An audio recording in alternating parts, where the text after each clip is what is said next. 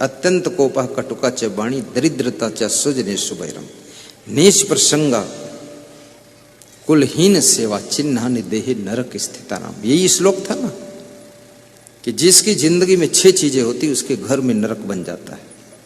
कौन कौन चीजें हैं? जो अधिक क्रोध करता है, कड़ुई वाणी बोलता है, दरिद्री है, बहुत कंजूस, लोभी, लालची,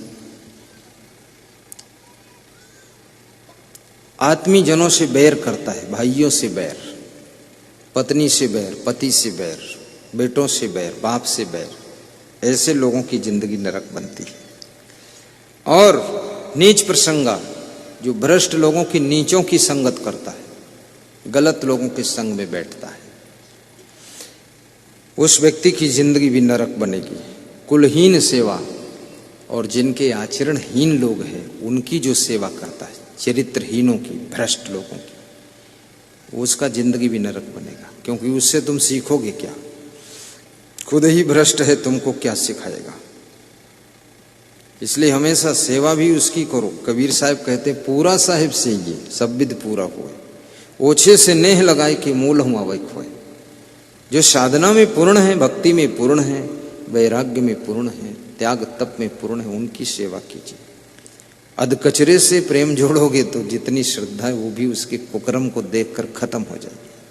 तुम्हारे मन में खिन्नता होगी, अरे ये तो बहुत दुष्ट लोग हैं, छोड़ो इनको। इसलिए महान पूर्णता है जिनमें, उनकी सेवा कीजिए। पूरा साहिब से ये सब विधि पूरा हो। कबीर साहब कहते हैं न हरि भजस न आदत छूटी, हरि बिनु भरम बिगुरचन गंदा। आत्मबोध के बिना मनुष्य के मन में उलझन, चिंता, टेंशन रहती है, और आत्मबोध जिसको नहीं है वो गंदी आदतों का शिकार होता है। आत्मज्ञान जिसको नहीं है वह व्यक्ति बहुत से भ्रम में पड़ा रहता है। अभी कुछ मैंने चर्चा आपके बीच में भ्रम की भी किया, भ्रम भ्रांति।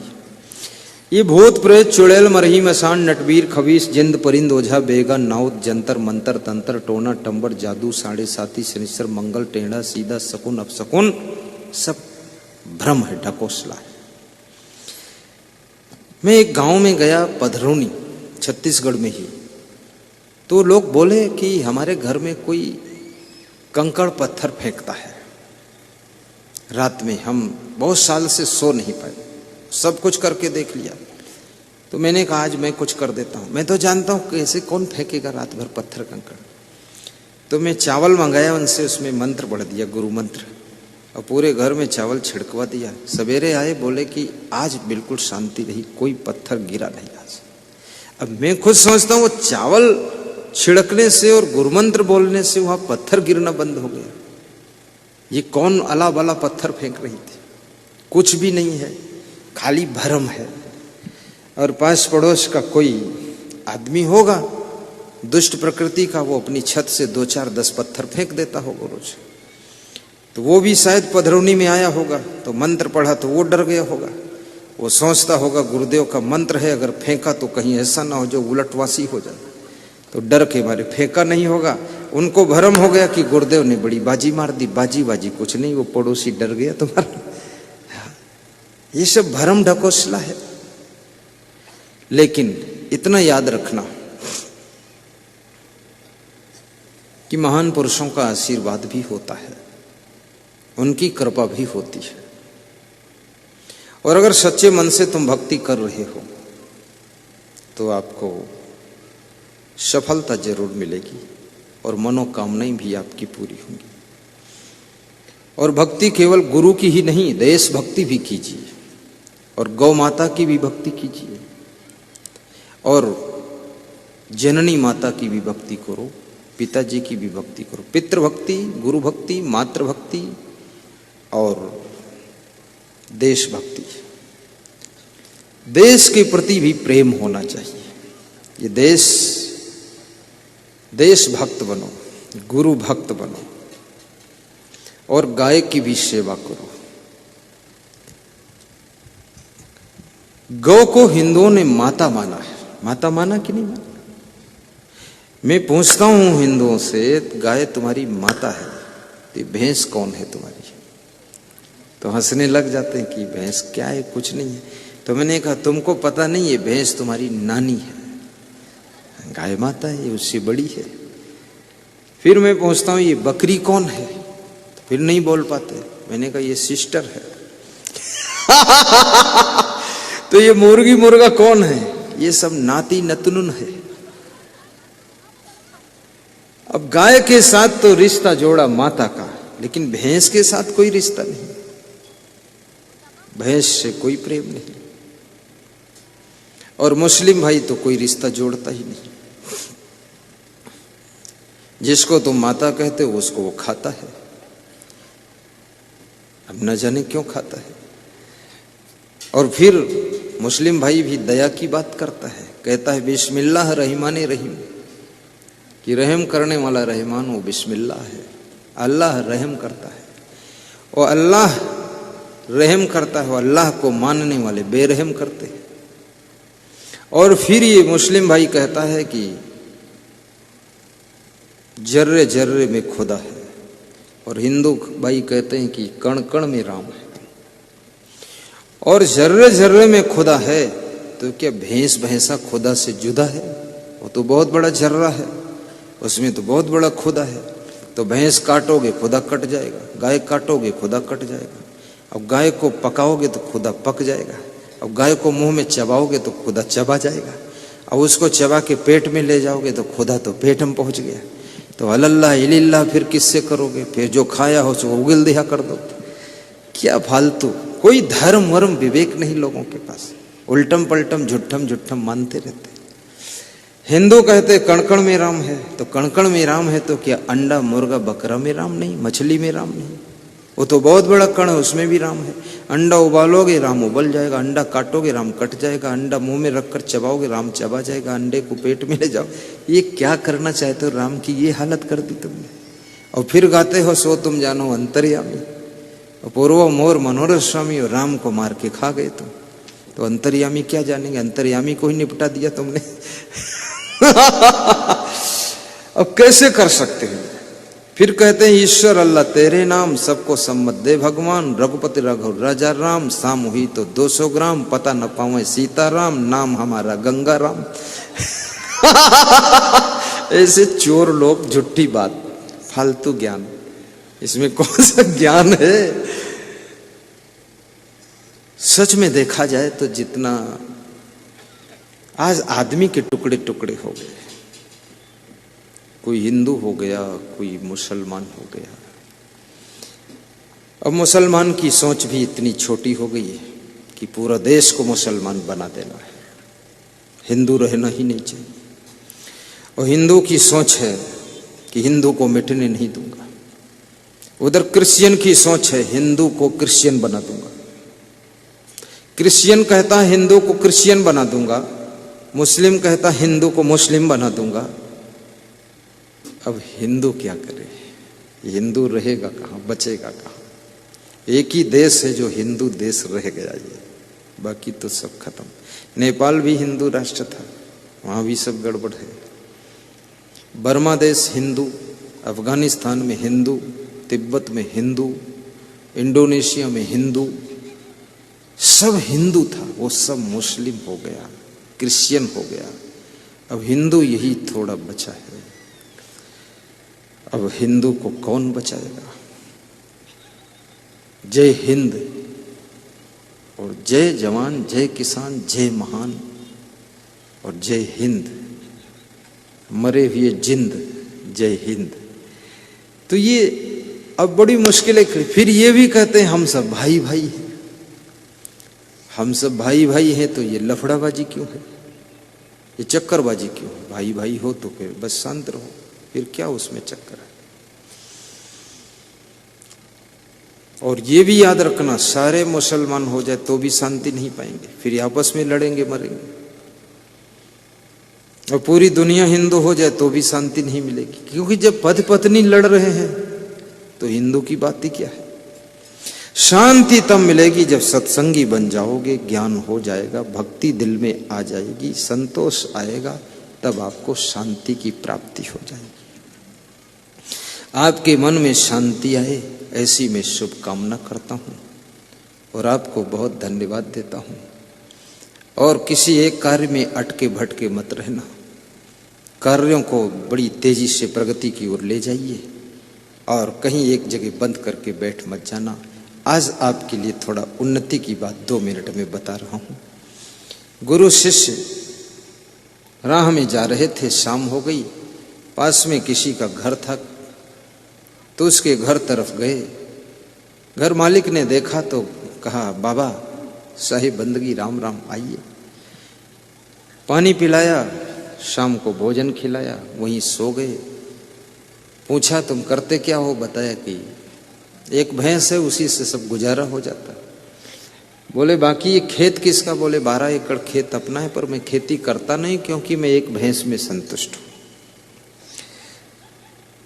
गुरु ने सोचा और विचारा और शिष्य से कहा सो जा, और शिष्य को 2 बजे रात में जगाया और शिष्य से गुरु ने कहा इसकी भैंस खोल कर लाओ तुम। तो शिष्य बोला भैंस क्यों खोलूं? गुरुजी आपने ईमानदारी की बात सिखाई और चोरी की बात सिखा रहे आप। जिंदगी भर सिखाया किसी का लेना नहीं चाहिए 1 रुपया, आप कहे तो भैंस खोल लाओ। तो भैंस क्यों खोलूं मैं? बोले बात मत कर, आज्ञा का पालन कर, भैंस खोल। तो शिष्य ने सोचा गुरु से बात लड़ाना ठीक भी नहीं, भैंस खोल लेते। भैंस खोला, बोले इसको लेकर चल, जल्दी रात में पार कर जाओ। गुरु चेला दोनों भैंस लेकर चले गए। वो किसान जब सवेरे जागा 5-6 बजे तो देखा भैंस नहीं, फिर देखा वो साधु संत भी नहीं। लेकिन श्रद्धा ज्यादा थी तो सोचा साधु संत तो खैर अपने साधना करने चले गए, लेकिन भैंस कोई चोर ले गया, दूसरा कोई ले गया। मन थोड़ा दुखी भी हुआ, लेकिन सुखी भी मन हुआ कि संत आए थे, दर्शन दिया, भैंस गई कोई बात नहीं, पर संत का आशीर्वाद मिला है। अब ये भैंस ले जाकर इन्होंने बेच दिया, पैसे बना लिए और चले गए, लौटे ही नहीं। 12 साल हो गए। इधर वो किसान क्या करता है, भैंस नहीं रह गई तो क्या करे वो? पास में जंगल था, वहां की लकड़ी सूखी काट कर बटोर कर गठरी बांध कर पास की बाजार में बेचना शुरू किया। 10-15 दिन से घर की रोटी चली, लेकिन व्यवस्था बिगड़ने लगी घर की। तो सोचा अब खेत में काम करूं, क्या करूं? तो खेत की जुताई किया और उसमें धान बो दिया। तो उस 12 एकड़ में 12×3 = 30 कुंटल के हिसाब से 360 कुंटल धान हुआ। तो उस धान को बेचकर वो 6-7 भैंस ले आया और फिर खेती भी करने लगा, भैंस भी पालने लगा। 12 साल बाद उस गुरु ने अपने शिष्य से कहा कि मेरी इच्छा होती है उस किसान के घर तू जा और देख अब क्या कर रहा है, भैंस तो हम ले आए। शिष्य ने कहा गुरुजी हम तो जाएंगे नहीं, बहुत मारेगा भी, क्योंकि हम ही लोग रात में ठहरे थे, वो गायब हुई, वो भैंस निकल गई, तो मतलब किया तो हम नहीं। अब जहां 4 लोग बैठे हैं, कोई सामान गायब हो गया, उस 4 में से ही तो कोई किया है। मोबाइल किसने गायब किया, कैसे गायब हुआ है? चारों आदमी खोलो थैला अपना, दिखाओ, पकड़ा जाएगा वो। लेकिन चट्टा भी बहुत खतरनाक होता है, वो चुरा करके पैरा में रख देगा, तुम ढूंढे नहीं पाओगे। रात में वहां से उठा के फिर गायब कर देगा। लेकिन कितना भी कुछ करो पर सुख शांति नहीं पाओगे गलत करने से। तो गुरु ने कहा तेरे को जाना पड़ेगा। उसने कहा मुझे डर लगता है, आप साथ में चलो। तो गुरु बोला चल मैं भी चलता। आए और उसी किसान के यहाँ फिर शाम को पहुंचे। तो किसान ने देखा उनको 12 साल के बाद। तो किसान ने पैर छुए, कहा अहो भाग्य महाराज, बहुत दिन बाद दर्शन दिया, और जिस रात आप आए थे उसी रात में कोई भैंस मेरी खोल ले गया, चोरी हो गई थी। प्रभु चलो भैंस गई तो गई, आप तो आ गए, दर्शन आपके हो गए। बड़ी श्रद्धा थी उसकी। जिस भक्त की बहुत श्रद्धा होती है, यदि उसके घर में कोई साधु भी चोरी कर ले तो भी उसको संदेह नहीं होता कि साधु ने उठाया होगा, वो सोचता कोई और उठाया होगा। और कितने लोग साधु के भेष में भी चुट्टा घूम रहा है, बहुत चुट्टा है।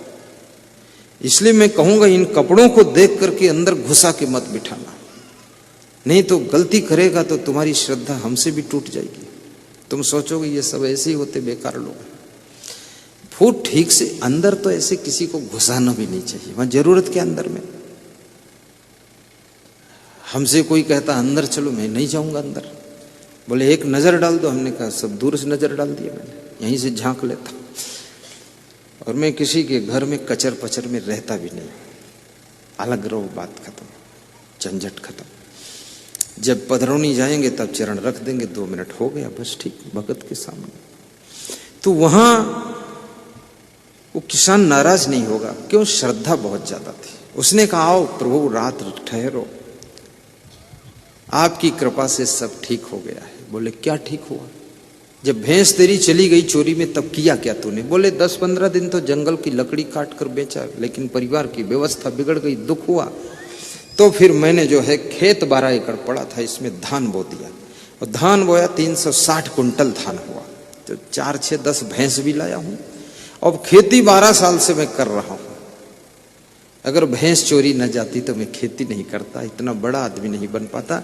अब मेरा 20 कमरों का मकान भी बन गया है, और प्रभु 8-10 भैंस भी हो गई है, और बाउंड्री भी खींच लिया हूं, और कार भी खड़ी है, और ट्रैक्टर भी ले आया हूं। अब गांव के लोग हमको धनी राम कहते हैं, हमें धनवान हो कहता हूं। बड़ा अच्छा हुआ गुरु। तो गुरु चेले की ओर देखकर मुस्कुराया कि चोर तो यार हम ही तुम दोनों हैं, भैंस चुराने वाले हैं। तो गुरु ने अपना कमंडल खोला, और भैंस जो बेचा था उस समय 12,000 की, वो भैंस के पैसे निकालकर उस किसान को दिया कि हे किसान देवता, आप किसी के ऊपर संदेह नहीं करना, आपकी भैंस हम खोल कर ले गए थे। माफ करना, मैंने इसीलिए खोला था भैंस कि तुम एक भैंस में अटके हुए पड़े हो। अगर ये भैंस आज चोरी कर लेता हूं तो तुम कल से खेती करोगे तो तुम माला माल हो जाओगे, धनवान हो जाओगे, इसलिए मैंने चोरी किया था। इसका पेमेंट भी आपको ही दे देता हूं, मुझे नहीं चाहिए। वो किसान रोने लगा कि प्रभु क्या संत इस तरह से भी कृपा करते हैं, चोरी करके भी कृपा कर देते हैं? बोले हाँ कभी कभी करते हैं। अब आप सुखी रहो, अब मैं जा रहा हूं। वो संत जी विदा हुए, दोबारा उसके यहाँ नहीं गए। कोई संत, महान संत आपके यहाँ एक बार आ जाए तो भी उसको बहुत समझ लेना, दोबारा आने का योग बने न बने, कहाँ कहाँ उसको जाना हो, उसका शरीर शांत हो जाए, जीवन रहे न रहे, इसलिए कभी चांस मिल जाए तो उनके चरण रखवा लेना चाहिए। आज सदगुरु श्री अभिलाष साहब जी हमारे आपके बीच में नहीं है। जिनके घर में चरण पड़ गए तो पड़ गए, नहीं पड़े तो नहीं पड़े। अब इंतजार करो तो भी वो शरीर जा चुका है। और इस पारक सिद्धांत में उन्होंने बहुत बड़ा काम किया था, बहुत ग्रंथों की रचना किया, और बहुत कष्ट उठा के प्रवचन भी किया, सब गांव गांव में जाकर किया है। और मेरे लिए कहते थे कि एक संत से, मेरे संत से कहा था कि उन्होंने इस काम को अच्छी तरह पकड़ लिया है। मेरे को बता रहे थे कि जो काम करना चाहिए था वो शुरू कर दिया है। और शायद ऐसे तमाम महान पुरुषों का आशीर्वाद होगा मेरे ऊपर, इसीलिए हम इस काम को पकड़े, नहीं तो काम तो बहुत है, कोई दूसरा पकड़ लेते, सब चौपट हो जाते। लेकिन यही पकड़े हम, क्योंकि हमारे गुरु की भी आज्ञा थी क्षमादेव की कि तुम सत्संग सुनाइए, और हमारे आश्रम के संचालक गुरुमन देव की भी आज्ञा थी तुम प्रवचन सुनाइए। और मेरा सौभाग्य ऐसा था, मुझे मेरे गुरु का भी सपोर्ट पूरा मिला, गुरु भाइयों का सपोर्ट मिला, फिर मेरे शिष्यों का पूरा सपोर्ट मिला, पूरी ताकत के साथ। ये जितने अब है ये सब शिष्य मंडली इकट्ठा हुई, इसका भी बहुत बड़ा योगदान है हमारे साथ, छोटा मोटा योगदान नहीं है। और हमारे गुरु भाइयों का योगदान है। जब हम पैदल चलते थे, कहीं कीचड़ पड़ता था, तो हमारा एक गुरु भाई था, वो मेरा सामान सिर पे रख लेता था। दूसरा गुरु भाई मुझे अपनी पीठ पर बिठाकर कीचड़ से निकाल देता था, बोलता था आपके पांव इस कीचड़ में न जाएं तो ठीक है, ऐसा करता था। वो दोनों है अभी हमारे साथ, आश्रम पे रहता, बुढ़ा हो गया, बुजुर्ग है। और मेरे गुरु वो भी बहुत अच्छा सपोर्ट किए, खूब समर्पित होकर। मैं तो चेला हूं, उनका समर्पित ही हूं, लेकिन वो पूरा मेरे ऊपर ध्यान रखना, पूरा ख्याल करना। और हमारे आश्रम के संचालक ने भी हमारा पूरा ख्याल किया, हमारे लिए जमीन बेच दी आश्रम की, बोले गाड़ी खरीद कर दे देता हूं, तुम पैदल कहाँ तक जाओगे? कोई गुरु जमीन बेचकर गाड़ी देगा चेले को? तो हमने कहा जमीन मत बेचो, नहीं तो आपको दुख लगेगा कि इतनी मुश्किल से बनाया और बेचा हमारे लिए। बोले दुख नहीं लगेगा, ऐसी ऐसी जमीन तो एक झटके में तुम बना दोगे, सब तुम्हारे अंदर दिख रहा क्या करने वाले। तो हमने कहा ठीक है देख लो। वो बहुत खुश रहते हैं। जब मैं आश्रम जाता हूँ, स्नान करता हूँ, तो उनको कुर्सी डालकर पास में बिठाता हूँ, हम वो दोनों बात करते रहते हैं। भोजन करता हूँ तो फिर उनको कुर्सी डालकर बिठाता हूँ, फिर बात करता रहता हूँ उनसे। और बूढ़ों से तुम कुछ करो ना करो, लेकिन अपने घर के बुजुर्गों से तुम आधा घंटे बात कर लिया करो, इससे वे पुनः जवान जैसे दिखाई देंगे, कभी बीमार नहीं होंगे। अच्छी बात किया करो। अभी कोई सज्जन मुझे बता रहे थे कि मेरा बड़ा भाई है, वो 3 साल से अपने बाप से बोलता ही नहीं है। तुमने कहा बाप? बोले बाप रोता है कि बोलता नहीं? वो रोता रहता है। मैंने कहा क्यों नहीं बोलता है? बोले क्रोधी है और क्यों नहीं बोलता है। बाप अगर डांट दे फिर भी बोलना बंद न करना, और बाप थप्पड़ मार दे तो भी सह लेना, और बाप रोज समझाए तो धन्यवाद दे देना, और बाप कहे तुम मूर्ख हो तो हंस देना, और बाप कहे तुम बहुत अच्छे हो तो पैर छू लेना। बाप बाप है, गुरु गुरु है, कभी डांट दे उसमें बुरा नहीं मानना चाहिए। वे हमारा कंट्रोल करते हैं, हमको अच्छी राह पर चलाते हैं। सबको धन्यवाद देते हुए सत्संग को विराम देने जा रहा हूं।